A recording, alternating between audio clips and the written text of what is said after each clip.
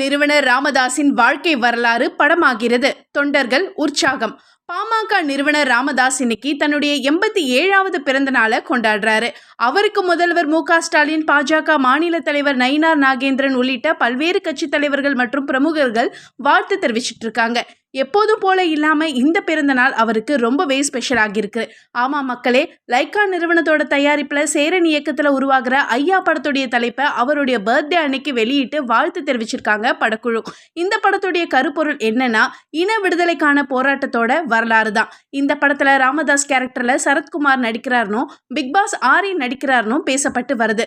சேரன் பட திரைப்படங்களை இயக்கியிருந்தாலும் அவர் இயக்குற முதல் பயோபிக் படம் இதுதான் அப்படின்றது குறிப்பிடத்தக்கது. இந்த பயோபிக் படத்துல பாமகவுடைய ஆரம்ப காலம் முதல் இப்போ வரைக்கும் இருக்கிற அரசியல் பயணம் படமாக்கப்பட்டு இருக்கு. இது பாமக நிர்வாகிகள் மற்றும் தொண்டர்கள் மத்தியில உற்சாகத்தை ஏற்படுத்தியிருக்கு. 2026 தமிழக சட்டமன்ற தேர்தலுக்கு இன்னும் சில மாசங்கள் மட்டுமே இருக்கிற நிலையில ஐயா படம் ஒரு மைல்கல்லா பார்க்கப்படுது.